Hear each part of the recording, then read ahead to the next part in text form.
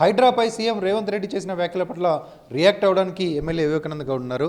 FTL జోన్లో ఉన్న constructions అన్నీ ఇమీడియట్గా కూల్చుకోండి, లేకపోతే బుల్డోజర్స్ వస్తాయి, ప్రభుత్వం కూల్చేస్తుంది, కోర్టుకు వెళ్తే రిలీఫ్ దొరుకుతుందనే అభిప్రాయాన్ని మార్చుకోండి అంటున్నారు సీఎం రేవంత్ రెడ్డి.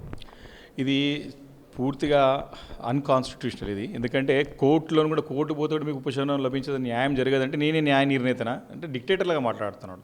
ఈరోజు రేవంత్ రెడ్డి గారు మాటలు చూస్తూ ఉంటే తానే సర్వస్వము, నేనే నా ఒక మాటనే ఫైనల్ అని మాట్లాడుతాను. అంటే మనకు స్వేచ్ఛాయుతమైనటువంటి మన దేశంలో మనకు కోర్టును ఆశ్రయించేటువంటి హక్కు ప్రాథమిక ప్రతి ఒక్క పౌరుడికి ఉంటుంది. అంటే ఆయన కోర్టు కూడా పోవద్దు అని చెప్పేసి చెప్పడం ఆయనకి ఎవరిచ్చిన హక్కు అది. కాబట్టి ఇది పూర్తిగా ఆయన ఒక డిక్టేటోరియల్, ఆయన ఫ్యూడలిస్ట్ విధానానికి ఎవరి మైండ్ సెట్కి ఇది దర్పణ పడుతుంది. మేము టీఆర్ఎస్ పార్టీ, మేము తీవ్రంగా బీఆర్ఎస్ పార్టీ మేము ఖండిస్తూ ఉన్నాం దీన్ని. ఈరోజు ఎఫ్టీఎల్లో ఉన్నాయి, మీ అంతలో మీరు కూల్చుకోవాలంటా ఉన్నారు. ఇప్పుడు వారి సోదరుడిది వాళ్ళ అన్నగారి ఇల్లు తిరుపతి రెడ్డి గారు ఉంది, మరి తిరుపతి రెడ్డి గారు కూల్చుకోవాలి ఇల్లు, లేకపోతే పోయి హైడ్రా కూల్స్తుందా? ఈరోజు వారికి హైడ్రా చెప్పే మాట రోజుకు పూటకు కొత్త మాట మాట్లాడుతూ ఉన్నారు. స్టార్టింగ్లోనేమో ఎఫ్టీఎల్ అన్ని కూల్చేస్తామని చెప్పేసి వారు చెప్పినారు. తర్వాత మేము హైడ్రా కమిషనర్ రంగనాథ్ గారు ఎవరికి నోటీస్ చేయమని చెప్పినారు. తర్వాత కొంతమందికి నోటీసులు ఇచ్చినారు. ఎంత కన్ఫ్యూజన్. మళ్ళీ ఏంది, ఇండ్లలో ఎవరైతే ఉంటారో ఆ ఇండ్లు కూల్చమని చెప్తున్నారు. అంటే ఎవరి మాటలు నమ్మాలా, ఎవరి మాటలు నమ్మదు. పూర్తిగా ప్రజల్ని అయోమయ పరిస్థితికి నెట్టుతూ ఉన్నారు, కన్ఫ్యూజ్ చేస్తూ ఉన్నారు. రియల్ ఎస్టేట్ మార్కెట్ మొత్తం కుదేలైపోయింది. ఈరోజు ఎవరు ఇల్లు కొనాలన్నా కొనే పరిస్థితులు లేరు.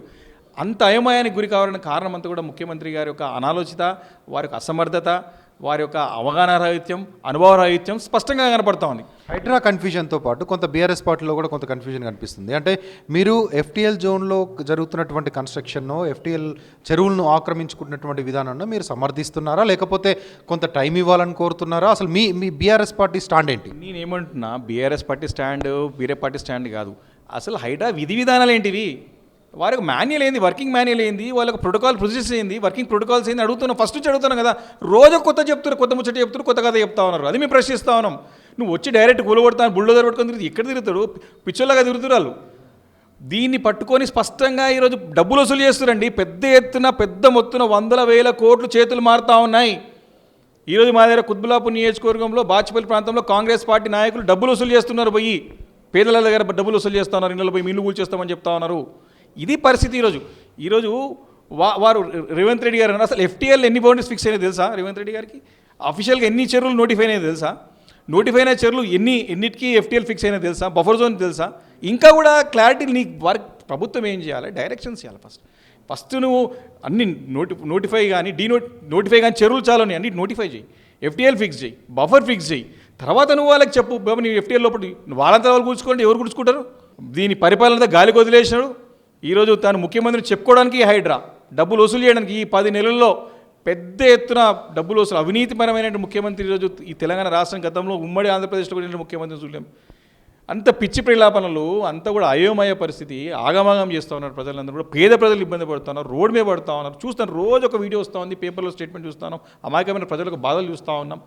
ఇంట్లో వండుకుంటే తిండి తినకుండా కూడా బయటకు వేసిన సంగతి. ఈరోజు కొన్ని ఆస్తులని వారి ఇంట్లో ఆస్తులు ఉంటే కూడా వారి ఇంట్లో టీవీలు, ఫ్రిడ్జ్లు ఉంటే బయటకు తీసుకుంటే సమయం ఇవ్వకుండా కూల్చివేసేటువంటి ధోరణి కనపడతా ఉంది. కాబట్టి ఇంత పెద్ద ఎత్తున దీన్ని హైడ్రా అనే దాన్ని ఒక బూచిగా చూపెట్టి 1,000 కోట్ల రూపాయలని వసూలు చేస్తానికి పెట్టుకున్నటువంటి యొక్క డ్రామానే ఈ హైడ్రా. కాబట్టి దానికి ఎందుకు చెప్తున్నామంటే, ఇప్పటికి నిన్న రంగనాథ్ గారేమో 2 days కింద మేము ఇండ్లు ఉన్న వాళ్ళని కూలగొట్టడం పోమని చెప్తున్నారు. ఈరోజు రేవంత్ రెడ్డి గారేమో మీ ఇంట్లో మీరు కూల్చుకోవాలని. ఎవరు ఎక్కడ కూల్చుకుంటారు? ఎఫ్టీఎల్ ఏంది, బఫర్ ఏంది, నీ చెరువులు ఏంది, ఎన్ని చెరువులు ఉన్నాయి, అయోమయ పరిస్థితి. అండర్ కన్స్ట్రక్షన్ కూల్స్తామని చెప్పి రంగనాథ్ ఈయన అన్ని కూల్చుకోవాలంటుండు కదా. మళ్ళీ ఫస్ట్ తిరుపతి రెడ్డి కూల్చుకోవాలి కదా. ఫస్ట్ నోటీస్ ఇచ్చింది ఎక్కడి నుంచి కదా. చాలా కన్ఫ్యూజన్ స్టేట్తో ఏంటంటే, దీంతో పాటు మార్కెట్ అంతా కూడా ఇప్పటికి గతంలోనే ఈ ప్రభుత్వం రాగానే పెట్టుబడిదారులు అందరూ కూడా వెనక్కిపోయినారు. ఈ దెబ్బతో మొత్తానికి క్యాన్సిల్ అయిపోయి వేరే నగరాలు, బెంగళూరుకి. కొద్ది రోజులుగా మీరు అంటున్నట్టు చాలా పేదలు గుడిసెలు వేసుకున్న వాళ్ళు, రేకుల షెడ్లు వేసుకున్న వాళ్ళు మొత్తం నిరాశ్రయులు అయిపోయి రోడ్ల మీద ఉన్న చాలా మంది కనిపిస్తున్నారు. బీఆర్ఎస్ పార్టీ ఏమైనా అండగా ఉంటుందా వాళ్ళకి? బీఆర్ఎస్ పార్టీ వాళ్ళ తరఫున పోరాడుతుందా? ఇప్పటివరకు అయితే గ్రౌండ్ లెవెల్ ఎక్కడ అది కనిపించలేదు. తప్పకుండా. ఎందుకు? మా కూకట్పల్లి నియోజకవర్గంలో మా శాసనసభ్యుడు కృష్ణారావు గారు పోయి వారికి అండగా నిలిచినాడు, వారికి ధైర్యం ఇచ్చినాడు. వాళ్ళ ప్రాంతాలకు వెళ్ళినారు, ఇంకా మా ప్రాంతాలకు రాలేదు. ఒకటి 30-40 సంవత్సరాలు ఇంటికి పోయి కూర్చోడం ఏందండి అర్థం కాని పరిస్థితి. కొత్తగా గుడిసెలు వేసుకున్న వాళ్ళు కాదు వాళ్ళు, 35-40 years. ఇవన్నీ ఎవరు? ఒకటి మొత్తం హైదరాబాద్ నగర చరిత్ర చూసుకున్నట్టయితే ఈ గుడిసెలన్నీ కూడా ఎవరి హయాంలో అయినాయి? కాంగ్రెస్ పీరియడ్ హయాంలో అయినాయి. ఇప్పుడు పేర్లు చెప్తే బాగుండదు.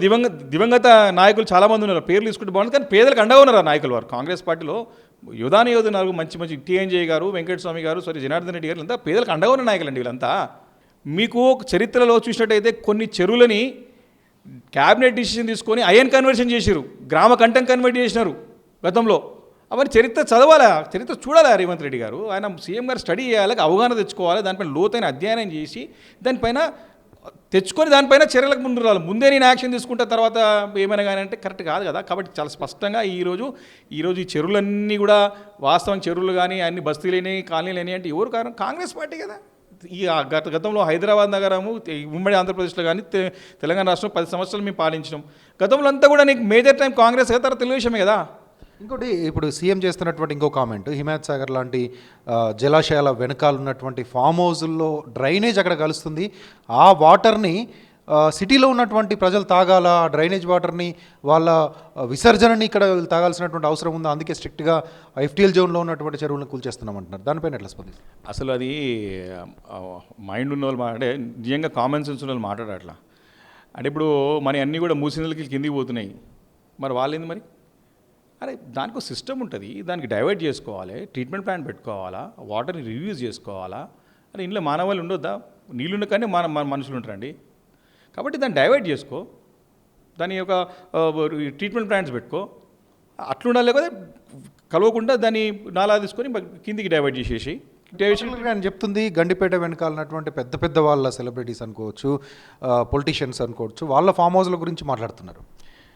కేవలము డబ్బులు వసూలు చేయడానికి ఏంటంతా వ్యాపారస్తుల దగ్గర, ఇండస్ట్రీస్ దగ్గర, రియల్ ఎస్టేట్ల దగ్గర, ఫిలిం ఇండస్ట్రీల దగ్గర డబ్బులు ఉంటాయి. అవి చెప్తే వచ్చి సెటిల్మెంట్ చేసుకుంటారని చెప్పేసి స్పష్టంగా అర్థమవుతుంది. ఇక దాంట్లో ఇంకంతకంటే పదార్థం ఏముంటుందండి. కాబట్టి ఇది ప్రజలకు తెలుసు, అంటే గమనిస్తారు. ఇక గడిచిన కొన్ని నెలలుగా ఏ రకంగా వారి యొక్క ధోరణి మాట్లాడుతుంది, వారి మాట మారుస్తూ ఉన్నారు. వారు చెప్పేది ఒకటి, చేసేది ఒకటి, మళ్ళీ ఇక్కడ నుంచి రియాక్షన్ రాగానే మళ్ళీ మాట మారుస్తూ ఉన్నారు. కాబట్టి ఇవన్నీ కూడా మరి నేనేమంటున్నా, ఈ come out with the guide lines, ఒక విధి విధానాలు రూపొందించండి, ఒక మాన్యువల్ తీసుకురండి, దాంతోపాటు మీ యొక్క వర్కింగ్ ప్రోటోకాల్స్ ఉంటాయి అవి తీసుకురండి, స్టడీ చేయండి లోతుగా. దానిపైన అధ్యయనం ఎన్ని చెరువులు ఉన్నాయి, ఎన్ని ఉన్నాయి, ఎఫ్టీఎల్ కింద ఎన్ని ఉన్నాయి, బఫర్ కింద ఎంత ఉన్నాయి, సరే నీకు జలాశయాల మీద ఉన్నట్టు ఎన్ని ఫామ్ హౌస్లు ఉన్నాయి, వాటర్ ఎక్కడ పోతున్నాయి. అరే మనుషులే ఉండదు దాన్ని, మరి చెరువు పైన మనుషులు ఉండొద్దా? వ్యవసాయం చేసుకోవచ్చు, ఫార్మర్ ఇల్లు కట్టుకోవద్దా? కాబట్టి ఇవి మీనింగ్లెస్ మాటలు. అవి కేవలము అదొక బూచిగా చూపెట్టి వసూల పర్వం జరుగుతూ ఉందని నేను స్పష్టంగా చెప్తా ఉన్నా. కాబట్టి దీన్ని బీఆర్ఎస్ పార్టీ మేము ఏమంటున్నామంటే చెరువులు కాపాడమని చెప్తున్నాం, కానీ పద్ధతి ప్రకారం పోమంటున్నాం. పద్ధతి ప్రకారం చేయండి అంటున్నాం. ఇప్పుడు మందికేమో మంగళవారం, మనకేమో సోమవారం అని ఉంటుంది సామెన. అంటే ఇప్పుడు మనకు ఒకసారికేమో అరే ఇది పోయినాడు, మందికేమో మంగళవారం అని చెప్పి పంపిస్తుంది. ఇది ఏంది ఇది? కాబట్టి ఇది యాక్సెప్టబుల్ కాదు. వాళ్ళకు బాధ్యత గల హోదాలో ఉన్నారు. రేవంత్ రెడ్డి గారు ముఖ్యమంత్రి అయినారు, ఇంకా కూడా వారికి ప్రతిపక్ష పాత్ర, ఇంకా అవి ఆర్టీఏలు, అవి బ్లాక్, ఇంకా మారాలా మనుషులు. మనం ఉందా ఉండాలి, బ్రాడర్ కావాలి, broad interest of the state, broad interest of the city. పెట్టుబడులు రావాలా? ఎన్ని ఏందని మన పరిస్థితి ఈరోజు ముఖ్యమంత్రి ప్రశ్నిస్తానా? ఈరోజు ఈజ్ ఆఫ్ డూయింగ్ బిజినెస్లో ఎందుకు మనకు స్థానం లేదండి? గడిచిన 10 సంవత్సరాలుగా వీఆర్ ఆల్వేస్ టాప్ 1 2 3 1 2 3 1 2 3 ఉన్నాం. ఈరోజు ఎందుకు మనకి టాప్ 20లో కూడా లేమా? ఇంత దారుణమైన పరిస్థితియా? మరి ఇండస్ట్రియల్ మినిస్టర్ పనిచేస్తున్నాడా? ఉన్న పెట్టుబడులు కేన్స్ లాంటి ఒక పెట్టుబడులు వెనుకపోయినాయా? సెమీకండక్టర్స్ వెనుకపోయినాయా? దానికి రీజన్ ఏంది? ఈ నిర్ణయాలు. కాబట్టి మీరు మంచి చేయాలా తీసుకోండి. ఎవరైతే ఎక్స్పర్ట్స్ ఉన్న వారి యొక్క అడ్వైజర్స్ తీసుకోండి, దానికి ఒక కమిటీ వేయండి, సిఫార్సు తీసుకోండి, ఆల్ పార్టీ మీటింగ్ పెట్టండి, మాకు అభిప్రాయాలు చెప్తాం. ఇష్టానుసారం చేయడం అనేది మాత్రం ఈరోజు ప్రజలు హర్షించరు. ఎవరికి కూడా అధికారం శాశ్వతం కాదు. ఉన్నప్పుడు మంచి పని చేస్తే ప్రజలు హర్షిస్తారు, కానీ ప్రజలు గుండెలు ఉంటారు. కానీ ఈ రకమైనటువంటి మరి దురాచారాలు అని ఎంత ఘోరం అన్యాయం పనులు బంద్ చేయాలని చెప్పేసి నేను కోరుతా ఉన్నాను.